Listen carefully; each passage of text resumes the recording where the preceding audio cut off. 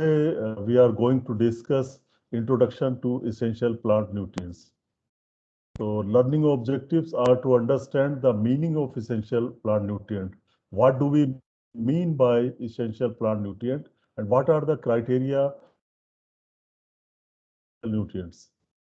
The classification of nutrients identify their toxicity or deficiency symptoms. This is very simple lecture. Most of you are knowing most of the things of this lecture, and it will be just refreshing your memories. And also, if any question is left, you can ask. And then glossary, you can go through it. What is chlorosis? Chlorosis is greening of the plant. When green color changes to yellow or light green, that is your chlorosis. And necrosis is death of the plant tissue. If some spots are there, some stripes are there, in those areas or those zones, the plant cells or plant tissues die. That is known as necrosis. Nutrient is a nutritive substance or ingredient such as the major and minor element necessary for plant growth and development. Nutrient antagonism is the suppressing effect caused by one or more plant nutrients on the uptake and availability of another nutrient. So there are two kinds of interactions of plant nutrients in soil or within soil and also within the plant. These are synergistic nutrient interactions and antagonistic nutrient interactions. So one is positive, the first one is positive, and the second one is negative. Now you see nutrient availability, the extent to which a particular nutrient is available in soil or is there in the available form that can be readily taken up by the plants. That is a nutrient availability. Nutrient deficiency, when there is some nutrient which is in shortage, that is your nutrient deficiency, means it is not in the optimum quantities. Nutrient removal or uptake, when your plants absorb nutrient, they take up large quantities of the nutrient, and that is your nutrient removal or uptake. Nutrient stress, it occurs when the quantity of nutrient available reduces the plant growth. And it can be too low or it can be too high. Nutrient stress can be caused in either case when nutrient is low or nutrient is in high, very high or in excess. Now, essential plant nutrients. Just I want to ask you that how many elements are there which are in the periodic table? How many elements are there? Any guess? Natural elements. Is it 50? Is it 100? Is it 110, 120? What is the value of essential, elements? I think, sir, 110 or 120. Any other? 118, but many of them are not natural. Okay. So each one of you should know it and correct yourself by seeing Wikipedia or some other source.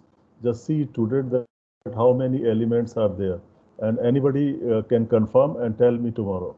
So I request Rohan to do it, and tomorrow he will tell in the class how many elements are there, natural elements are there, which have been discovered by human beings, or which exist here. So actually, there may be 110 or 180, I don't know exact figure, but whatever are there, all the elements or most of the elements which are in natural form are there in the plants. At least 60 elements have been found in plant ash. When you burn the plant tissue, when you oxidize the plant matter or organic matter of the plants, then you find at least 60 elements in the ash. Now question comes, these 60 elements were there in the plant ash. Are all of them essential? Because they were there in the plant. So to answer this question, people have done a lot of experiments and they have come out with certain criteria. No, all the 60 will not be essential. Only few out of 60 may be essential. To prove this point, Adnan and staff, they have given some criteria, which is known as criteria for essentiality of nutrients.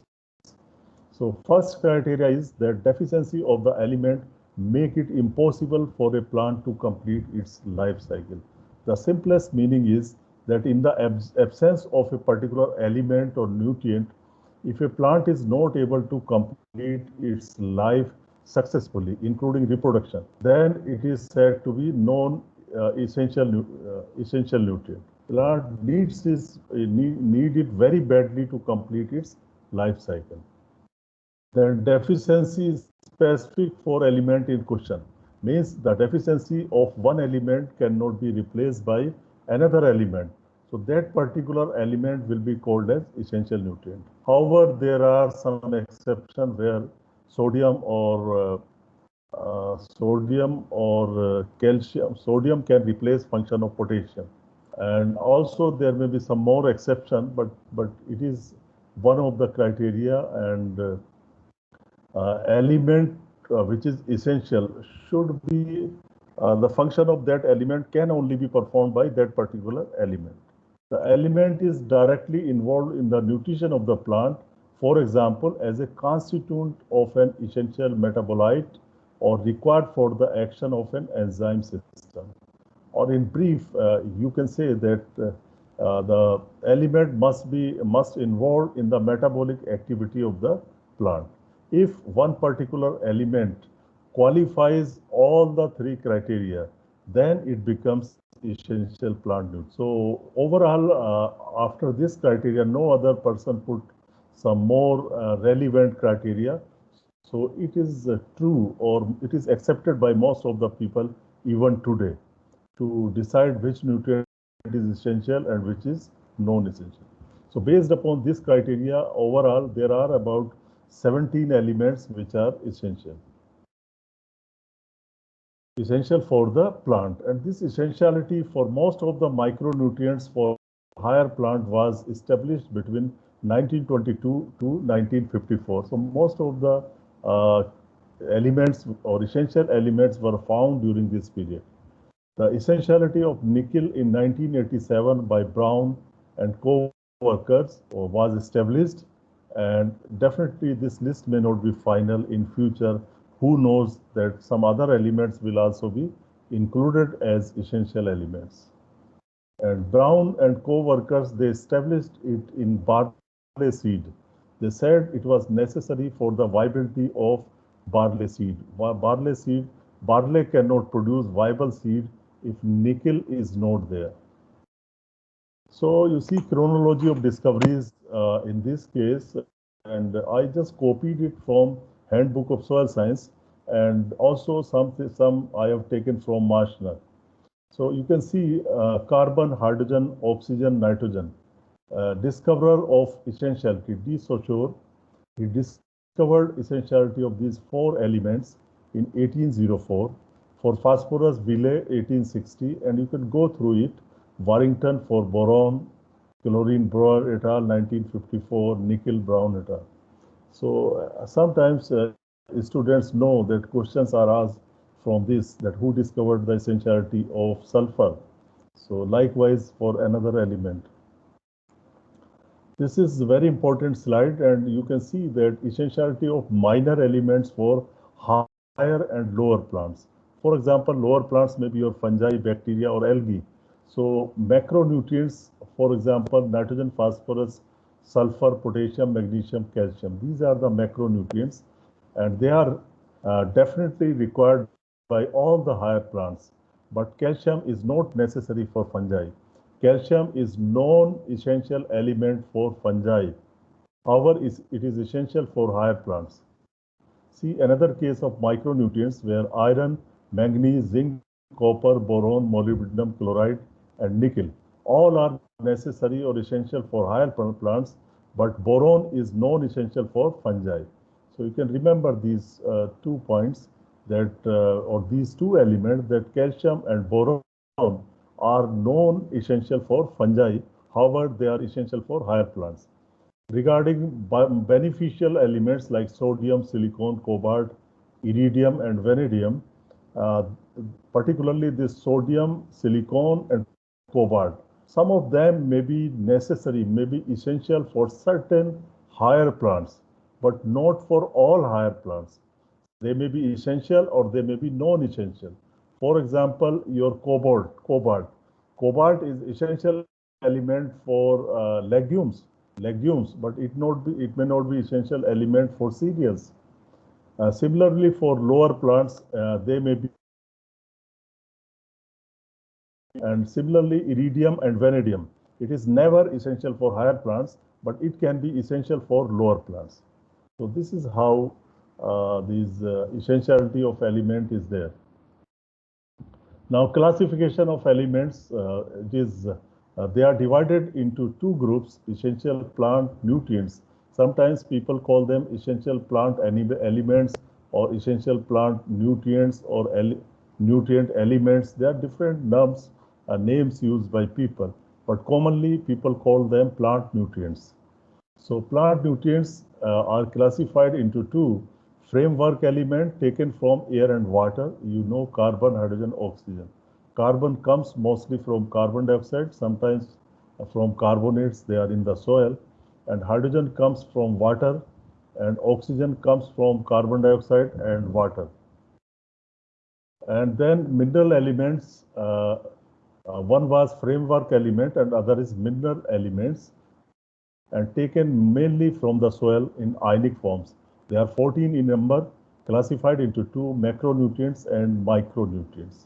So now question comes, what is the basis of classification of nutrients into macronutrients and micronutrients? Simple criteria is that macronutrients are taken up, are required in large amounts, and micronutrients are required in smaller amounts. But there is no any percentage or any ppm, any concentration based upon which we can say that this is micronutrient and this is macronutrient. There is no any limit or concentration of nutrients. It is just people defined them in the relative quantities, that micronutrients are taken up in relatively more amounts than micronutrients, and micronutrients are taken up by plants or are required by the plants in lesser quantities than the macronutrients. So they are defined like this. Now see, macronutrients are 6 in number, and they are divided into primary nutrients and secondary nutrients. Primary nutrients are 3: nitrogen, phosphorus, potassium, and secondary nutrients are also 3: calcium, magnesium, and sulfur. Later on, I would have a question from you. What do we mean by primary nutrients and secondary nutrients? How we have two different classes under macronutrients, that is primary nutrients and secondary nutrients. And micronutrients are 8 in number: zinc, copper, manganese, iron, boron, molybdenum, chlorine, and nickel. So this is the simplest classification of essential plant nutrients.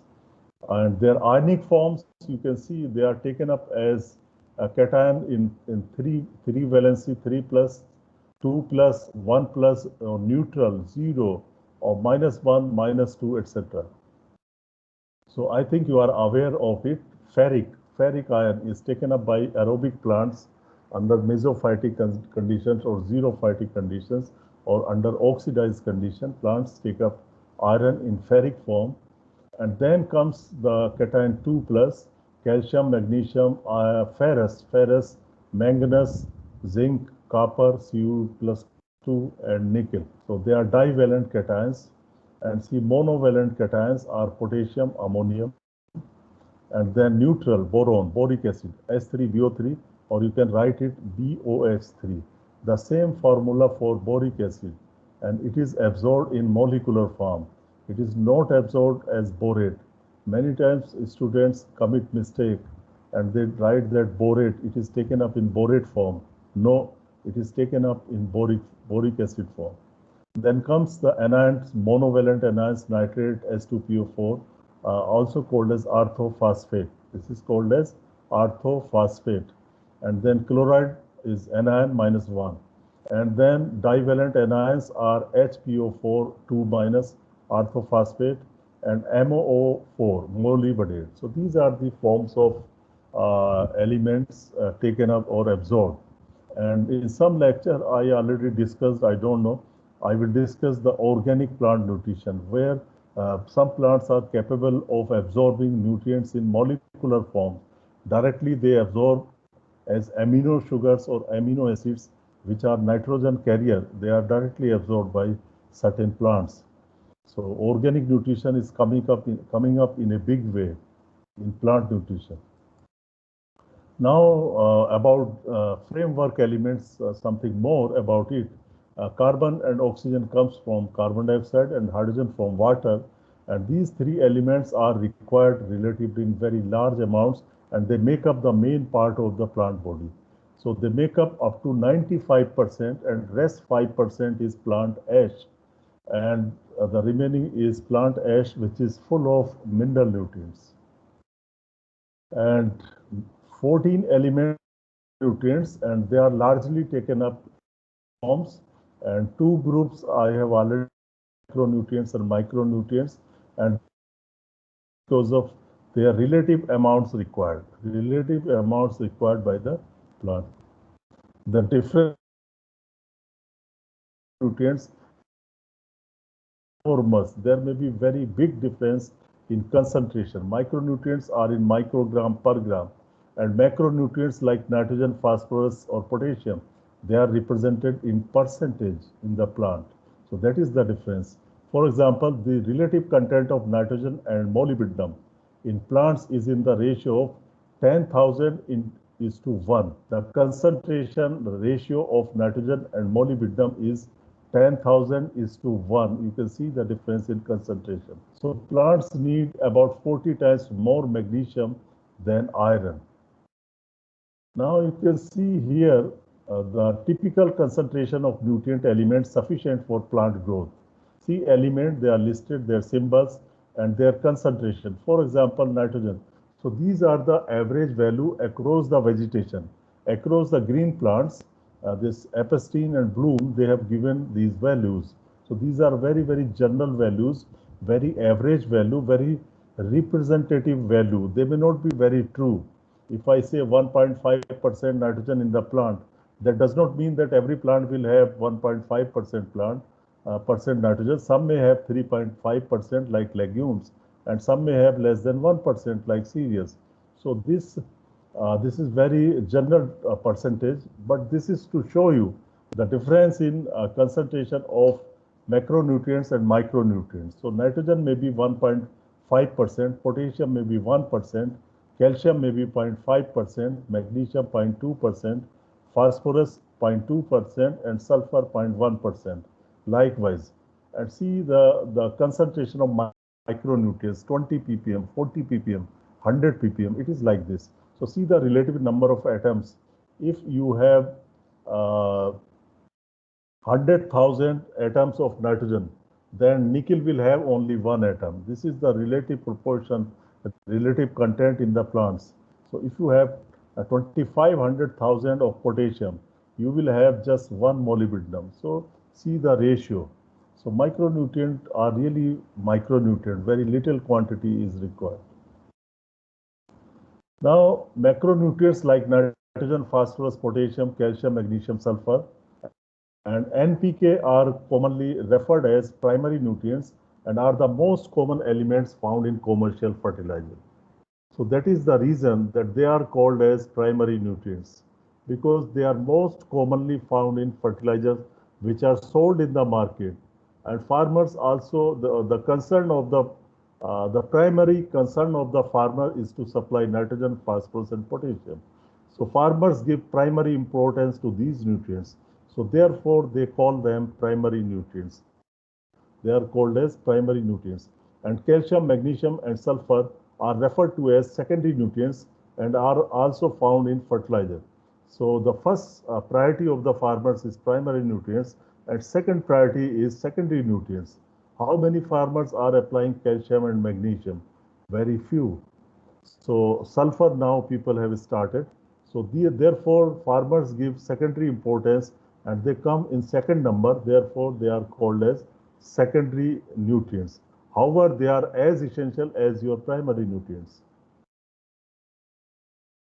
Now micronutrients, your 7 in number list, you know about them, and they are required in relatively very minute quantities. Cobalt, sodium, vanadium, silicon are sometimes called as beneficial plant nutrients. Cobalt is essential for legumes. Not required by all plants, but appear to benefit certain plants. Cobalt is required for nitrogen fixation in legumes. Silicon found in, so silicon has very beneficial role in cereal crops. It prevents invasion of insect pests and disease in cereal crops, and it is also important for preventing some diseases in rice. So silicon prevents your paddy blast. Paddy blast, if you have silicon deficiency in rice plant, it is susceptible to paddy blast. Otherwise, it gives resistance against this disease to paddy. So this was very simplest classification, and it was very general classification. You cannot subscribe name of the author for that classification. All people classify nutrients like this, but Mengel and Kirkby in 2001, they have made their formal classification of nutrients. So classification of essential plant nutrients on the basis of biochemical and physiological functions performed by them in the plants. So they made 4 groups of elements or nutrients. First group includes carbon, hydrogen, oxygen, nitrogen, and sulfur. So actually these 5 elements are performing or are helping one kind of product to get a one kind of product. For example, major constituent of organic material. So whenever the plants make organic material, they need carbon, hydrogen, oxygen, nitrogen, sulfur, particularly protein. So essential element of atomic groups which are involved in enzymatic processes also. So therefore, they have put these 5 elements in group 1, and group 2 is phosphorus and boron. And these both are involved in the esterification with native plant alcohol. Phosphate esters are involved in energy transfer. So they are performing similar kind of job. Therefore, they put in one group. Other is third group, which includes potassium, magnesium, calcium, manganese, and chloride. So they are known specific function, and their role is there in maintaining the osmotic potential.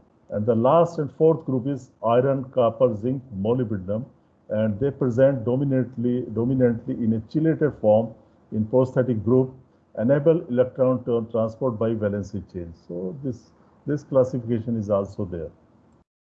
Now, primary nutrients, again, some more knowledge on primary nutrients. NPK are primary nutrients and are the most common elements found in fertilizers, and frequently managed by the addition of fertilizers into soils, while others are usually found in sufficient quantity in most soils. Like calcium is there in alkaline soil, there is no issue of calcium deficiency. So calcium, magnesium deficiencies are mainly confined to acidic soils. They are very common in the soils, and of course, in some cases they are used as amendments, like your calcium and magnesium is used to amend the acidic soil, and sulfur is used. No, sulfur is not. Sorry, we are talking about NPK. Now see the relative uptake of essential elements like nitrogen, phosphorus, potassium. So you see per hectare relative uptake of NPK in rice producing 5 tons of yield. So in this case, approximately 120 kilogram of nitrogen is removed by 1 hectare crop of paddy, which includes grain plus extra. This uptake is in grain plus extra, 120 kg per hectare. And similarly, potassium this potassium removal is 130. However, phosphorus removal is small, which is just 20 kg phosphorus per hectare. Now we come to the deficiency, toxicity, and role of essential nutrients. What are the deficiency symptoms? What kind of deficiencies are there? So you need to understand this picture very carefully. It was Fink 1992. Fink has written very nice book on soil fertility, and it is in German language actually, and it is all in picture.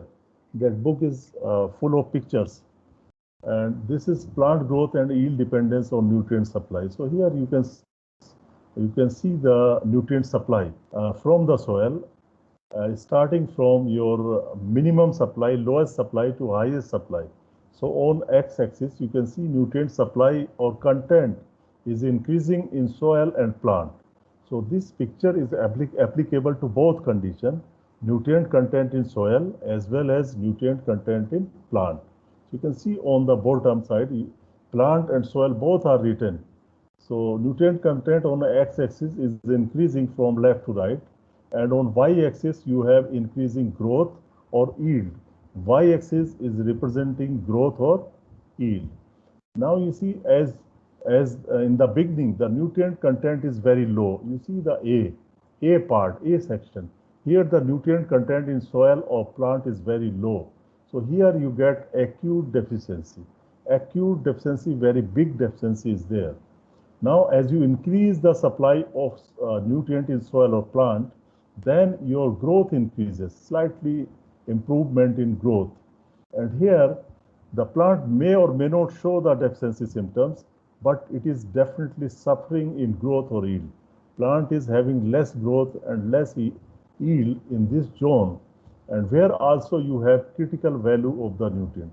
Critical value of the nutrient here defines that at this point of time, you are getting less than 90% of the maximum possible yield. At this particular point, critical value of a nutrient means you are getting less than 90% growth or yield of the maximum possible yield. That particular concentration in soil or plant is called as critical concentration for deficiency. So in this case, this critical value here definitely at critical value, it will show you deficiency symptoms. But if you go over this, plant may not show the deficiency symptom, and it will suffer till you make the optimal supply. So next zone will be optimal supply, where plant does not suffer any deficiency of any nutrient. And you can see here that growth is maximum. It is almost 100%. Now you continue to increase the supply. You still increase the supply in the soil. Then certain nutrient will get luxury consumption, and certain nutrient will get toxicity levels. So for example, potassium, if you increase content of potassium more than the optimum, then it will be accumulated in the plant. It will not create any toxicity in the plant, but it will unnecessarily waste the potassium. It is just wastage of the potassium because it was not doing anything to help the plant to grow more. So therefore it is luxury consumption. But for other element, the toxicity symptom will start here, even in this luxury zone. And you continue to increase the level of the nutrient, particularly micronutrient. In the beginning, when their concentration is little higher over the luxury consumption, then it will show you light toxicity. And still, if you go on increasing the concentration of micronutrients in soil or plant, maybe in plant also, then you will get acute toxicity. So starting from acute deficiency, you can have nutrient levels or nutrient supply in soil up to the acute toxicity. Similarly, within the plant or inside the plant, you can have acute deficiency up to the acute toxicity. And generally, supply of soil is related to concentration in the plant. If supply is low, plant will have low levels. If supply is very high, plant will generally have high levels of nutrient. So therefore, you cannot separate the nutrient supply from soil to the uptake and finally its accumulation in the plant part. If you have any question from this picture, you can ask right now. If you have any issue, any problem, any point from this picture, because this is very simple picture, but very important to understand. You can explain the meaning of acute deficiency, hidden hunger, or hidden deficiency, or latent deficiency, optimal supply, luxury supply, light toxicity, and acute toxicity. On x-axis, you have increasing levels of nutrient in soil or in plant, and y-axis is your yield, increasing yield or growth, and at 90% of the maximum possible yield, you get critical concentration. If nutrient is less than that in soil or in plant, the plant will suffer the most because it is below the critical level. And at this critical level, you get 90% of the maximum possible yield.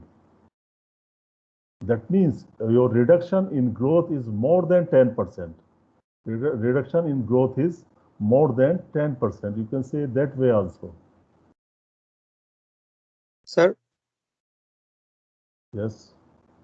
sir, in that critical value is comes under the only hidden hunger, I mean latent deficiency portion. But in case Yeah. of the light toxicity, there is also come less than 90% is yield. So in that point, we cannot why we cannot say the critical value. Actually, it is shown in the latent or hidden part. And you see, it is in the beginning. In the beginning, it is up to critical level. It will show you the deficiency symptoms. Up to the critical level, it will show you the deficiency symptoms. But from critical to optimal level, it may or may not show the deficiency symptoms. It may or may not. Generally, they do not show. Therefore, it is called as hidden hunger or hidden deficiency, and it is very relative. Y-axis is very relative. It is just to it is not based upon certain scale. There is no millimeter or centimeter. It is very kind of hand drawn picture. So you don't go into very this scales or this measurements. So critical here means it is just showing you that at this point your y is 90. At this point your y is 90. I don't know if I replied correctly. You can have your argument further. No, sir, it's okay. Okay. Any other question?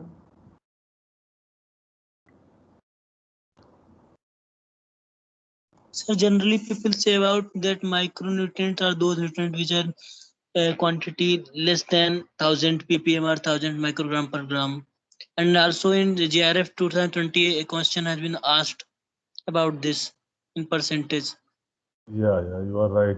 Such kind of things are there. I think many times what paper setter do, they take questions from some model books or some not very authentic sources, and students are in trouble. That is mistake with the paper setter, not with the knowledge. So you cannot have anything like 1000 ppm less than this and that. It is very difficult to distinguish between macronutrient and micronutrient based upon any concentration. That is definitely wrong. I had discussion on this subject with many people, and there is no such limit which is a line between macronutrient and micronutrient. But since you have raised, I will discuss it again with people and find out the fact. Yes, sir. Thank you, sir. Yeah, it is there. It is there.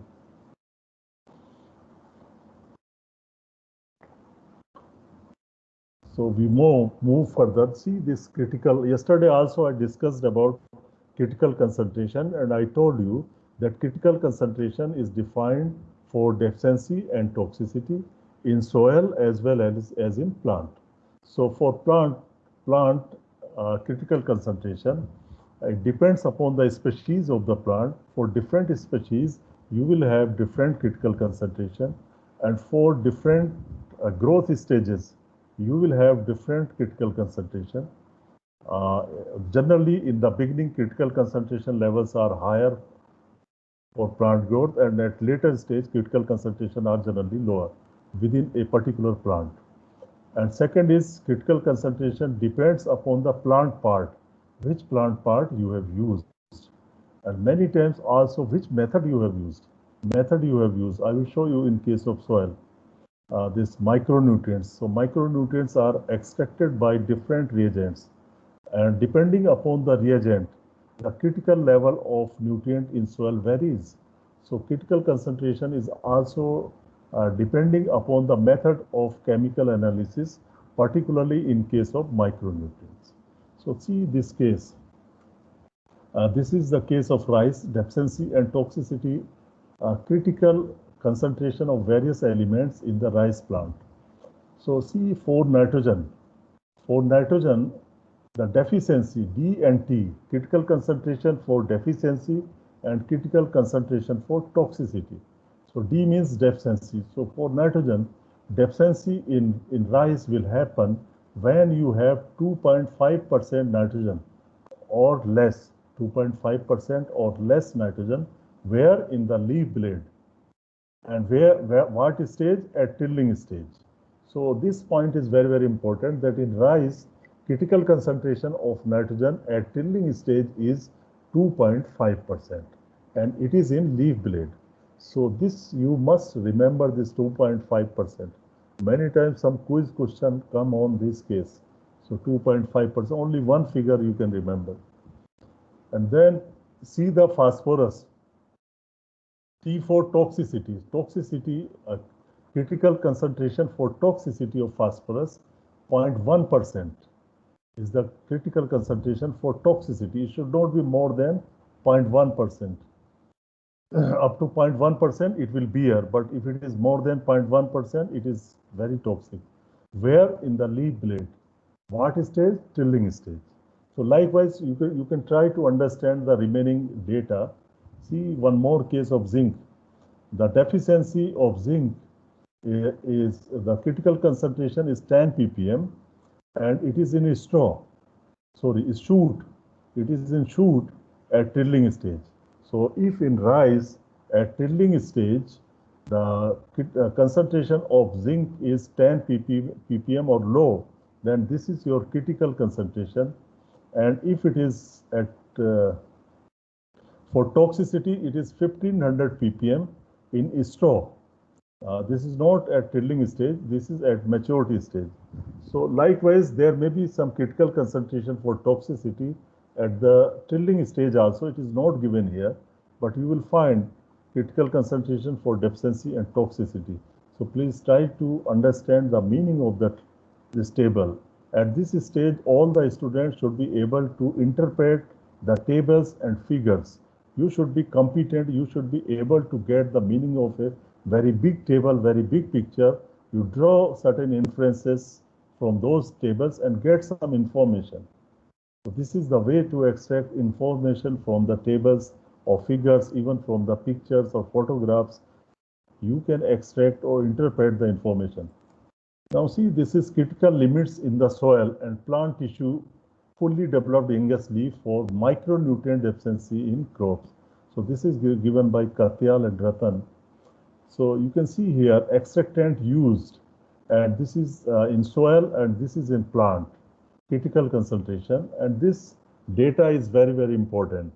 In your quiz, in your exams, this data is asked, and this particular table is recognized, is accepted by most of the soil scientists and people, because it is from some good people and good publication, and it is accepted. So you can remember these values for your exams.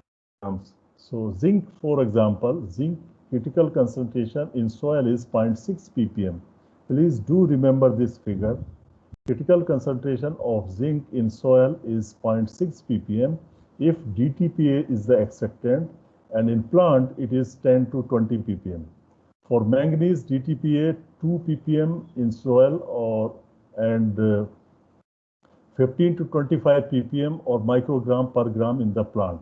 Similarly, iron, it is 2.5 to 4.5 and 50 ppm in plant. And DTPA copper is 0.2, very small quantity in soil, 0.2. And remember, this is available.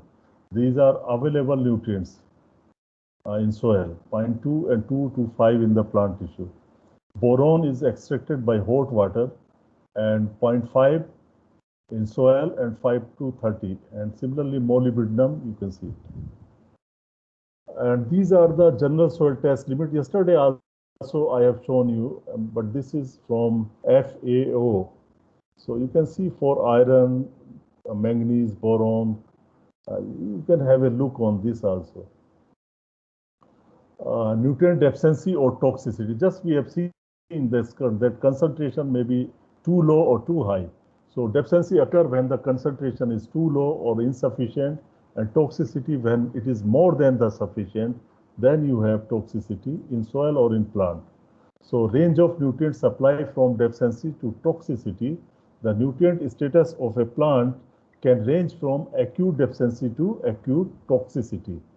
A broad division of nutrient status into three groups, namely deficient, optimal, and toxic or excess. There are three different groups of nutrient supply, deficient, optimal, and excess. So for a more accurate assessment of the nutritional status of plants, detailed categorization is possible. So instead of in deficient, you will have two different categories. Similarly, in excess, you will have three different categories. So likewise, acute toxicity, then marginal or latent deficiency. So both these are representing the deficiency of the nutrient. Then optimal supply. After this, you will have luxury consumption, and then marginal or light toxicity and acute toxicity. So point number 4, 5, 6, these are the case of excess nutrient, and the middle one, the third one, is your optimal supply. So in very brief, you can see what is acute deficiency. It is associated with definite visible symptoms. In case of acute deficiency, here you got very poor growth and ultimately poor yield. Poor growth means reduced leaf size, reduced leaf number, reduced plant height, or reduced dry matter accumulation. Addition of deficient nutrient result in increased growth or yield. So in this case, you get the maximum response, highest response in this case from the nutrient. You apply less nutrient, you will get more response to the nutrient. If after a certain level, if you apply the nutrient, the change in growth will be less. So addition of deficient nutrient results in increased growth or yields, and it should be avoided. We should not have deficiency of the nutrient or critical. We should not, or our soil or plant should not reach to this lower level. We should take care. We should keep always nutrient supply above this. And then marginal or latent or hidden deficiency or hidden hunger. A small range with or without visual deficiency symptoms. So in this case, hidden hunger or latent deficiency, it may or may not show you the deficiency symptoms. And growth and yield both are reduced in this case because plant is not getting enough supply of the nutrients, and addition of high yield, addition of the yield limiting nutrient is resulting.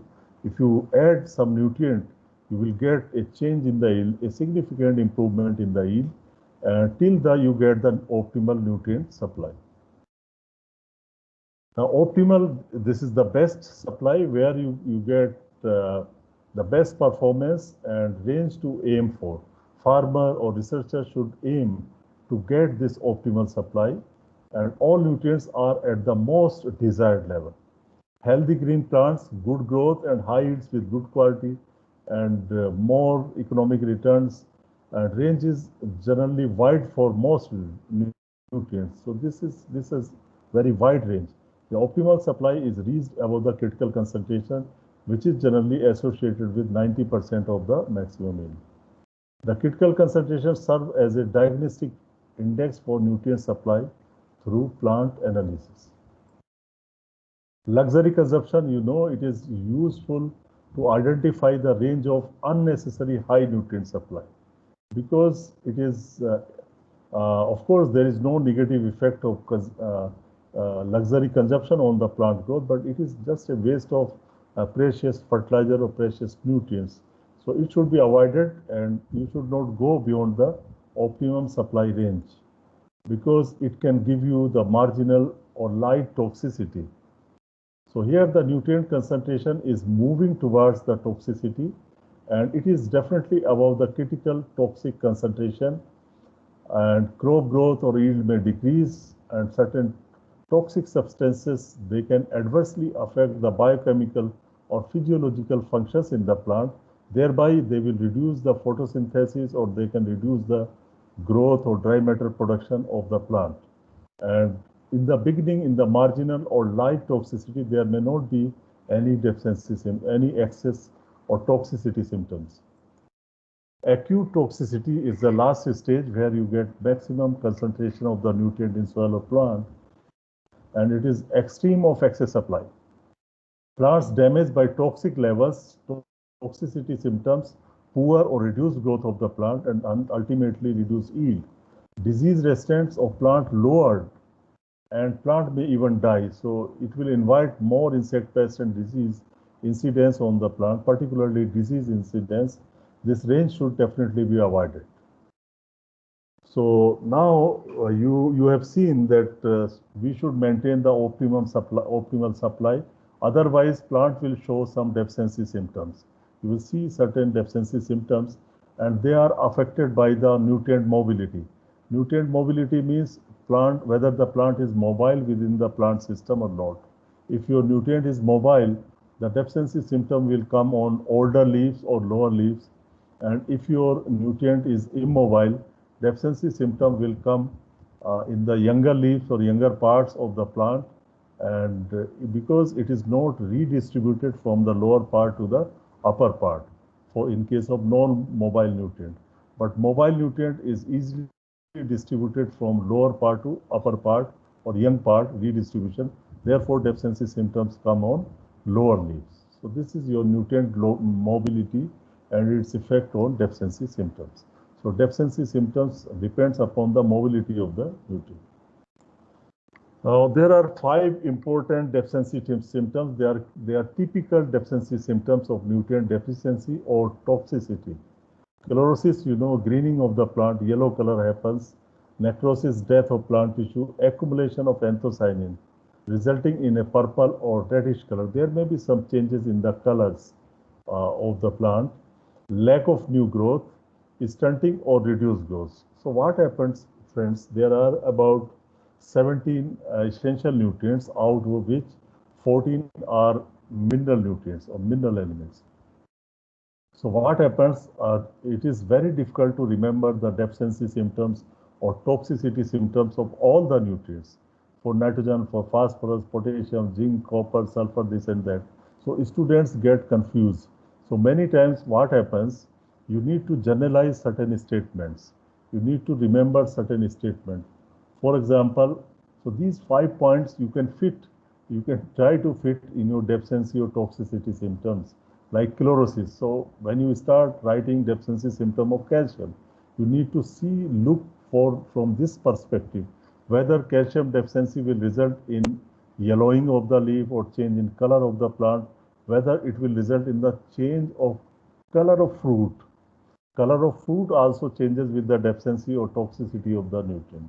So is there any role of that particular element, nutrient element, in chlorosis or in change of color? Here chlorosis means change of color, whether the plant will get dark green, light green, yellow, or it may have some red color, or it may have some change in the fruit color or flower color. It also happens. For example, if you have more aluminum for a particular plant, hydrangea plant, I think, so it will develop deep purple colored flowers. So this toxicity deficiency affects the color of the, so from first thing you think about color.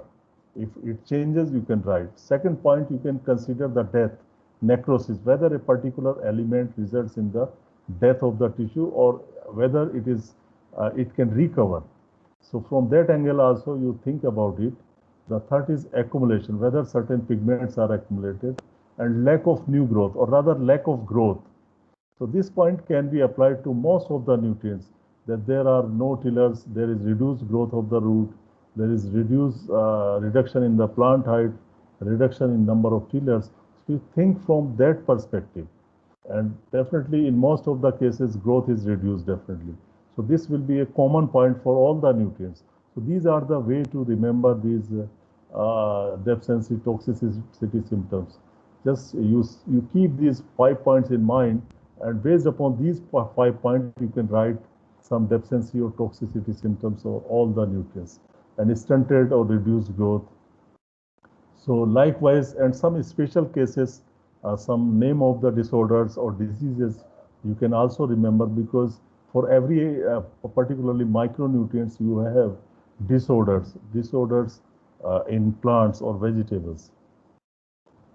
So factors of certain nutritional disorders are there in the plant. So in case of nutrients, we do not call them disease. Generally, we call them disorders. disorders, not the disease. For disease, mostly we take these microbial diseases. Here we call disorders. So in certain cases, for example, black tip of mango, or cotton little leaf, or Khera disease. Of course, we call it disease, but it is actually disorder. And similarly, due to manganese deficiency, you have gray specks in oats, or there are many cases, boron deficiency in cauliflower, brown heart, or there are many cases of nutritional disorders. So these are affected by the nutrient supply. If there is short of nutrient supply, then you will have nutrient disorders. So what are the factors that affect the nutritional disorders in the plant? It is the nutrient supply. So factors like soil factor will affect the nutrient supply or nutritional disorders. Texture, I have already discussed all these points. pH, organic matter, etc. Crop factors means type of crop, variety, root system, root exudates. So now I tell you very interesting story. For last 10 or 15 years in northern India. In northern India, I think most of you understand, we have noble cane, noble sugar cane, which is a cross of Saccharum officinarum and Saccharum spontaneum. So actually, sugar cane is a tropical plant which grows in tropical climates. But in subtropical India, it was possible to grow sugar cane by making some crosses with the Saccharum spontaneum. So now we are growing sugarcane in Uttar Pradesh, Punjab, Haryana, many northern states. So what is happening for last 15 years, we have a very popular variety, COS 0238. Please do remember the name of this variety. This is a miracle variety of sugarcane in northern India. COS 0238. For last 15 years, almost 95% area under sugarcane in northern India is under this variety. So for last 2 years, what is happening? This variety, during the month of June, May and June, this variety will show half leaf will become white. Half of the leaf of this variety will become white. And it is not a disease. It is not a nutritional disorder. It is a physiological disorder. Because of high temperature, it is showing some physiological disorder where half of the leaf is white and remaining half is green. And every plant, every tiller is having this kind of symptom. You go to farmer's field, and those students who are interested and they find some free time, you go to Saskara. In Saskara, they are growing sugarcane this season. You can go today evening. Oh, sorry, you are staying far away. Those who you can go to your village and find some farmers, those who are growing sugarcane. So such kind of disorders are happening, but they are physiological disorders. They are not nutritional disorders. So these crop factors means type of crop or variety. Variety also affect. In wheat also, certain variety will have white leaves or some yellow patches. And it is not nutritional disorder. I have seen some wheat varieties which are showing some typical symptoms which are just kind of physiological disorders, and they fade with the time. They overcome, means these plants overcome with the time. So this crop, type of crop, variety, root system, and root exudates all will affect the nutrition because they have role in nutrition also. Fertilizers, high analysis fertilizer, devoid of micronutrients. Typical example is DAP. DAP use is increasing and then sulfur in soil is decreasing because before people were using single superphosphate which used to have had sulfur also. Decreased use of organic manures, disposal of urban or industrial waste, and lack of knowledge about balance use. So these are the factors which affect the nutritional disorders.